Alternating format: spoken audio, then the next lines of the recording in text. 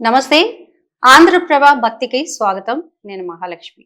ఈరోజు మనతో పాటు శ్రీ శ్రీ శ్రీ డాక్టర్ సింధు మాతాజీ గారు ఉన్నారు. వారితో మాట్లాడదాం. అమ్మ నమస్తే. నమస్తే అమ్మ. భువనేశ్వరి మాత అంటే ఎవరు?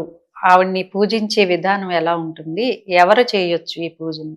భువనేశ్వరి మాత అంటే అతల వితల సుతల తలాతల పాతాల లోకాలు, అధోలోకాలు, తర్వాత భూలోకం, పితృలోకం, స్వర్గలోకం, సత్యలోకం, ఇవన్నీ పైన ఉన్నటువంటి 7 లోకాలు, 14 లోకాలు కలిపితే భువనేశ్వరి.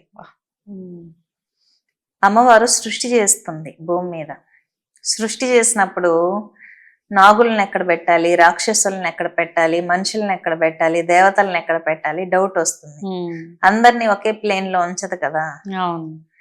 రాక్షసులకేమో పాతాళం ఇచ్చింది, నాగులకు ఒక లోకం ఇచ్చింది, దైత్యులకు ఒక లోకం ఇచ్చింది, మనుషులకు ఒక లోకం, బ్రహ్మకి ఒక లోకం, సనత్ కుమారులకు ఒక లోకం, కిన్నెరులకి కింపురుషులకి తపస్సు చేసే వాళ్ళకి ఒక లోకం.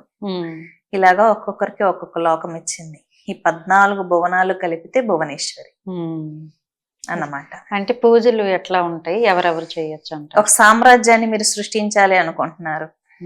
ఇప్పుడు సత్యసాయి బాబా ఉన్నారు. ఆయనకంటూ ఒక కింగ్డమ్, ఒక సామ్రాజ్యాన్ని సృష్టించారు. చాలా మంది చెప్తారు ఆయన భువనేశ్వరి ఉపాసకులు అని.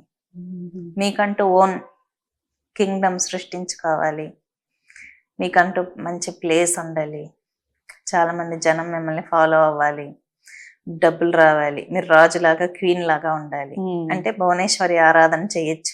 ల్యాండ్స్ బాగా కొంటారు, మీకు ఎక్కువ మంది ఫాలోవర్స్ ఉంటారు. అంటే అమ్మవారి ఉపాసన కోసం ఎవరినైనా ప్రత్యేకంగా కలవాల్సి ఉంటుందా? ఎట్లా? దీక్ష తీసుకోవాలి. దీక్ష తీసుకోవాలి. గురువుని కలిసి దీక్ష తీసుకొని చక్కగా ఉపాసన చేసుకుంటే మంచిగా మీరు ఒక సామ్రాజ్యాన్ని క్రియేట్ చేయొచ్చు అన్నమాట. చాలా చక్కగా చెప్పారమ్మా. నమస్కారం. సో చూసారు కదా అండి, ఇలాంటి మంచి మంచి విషయాలతో మీ ముందుకు వస్తూ ఉంటాం. చూస్తూనే ఉండండి ఆంధ్రప్రభ భక్తి.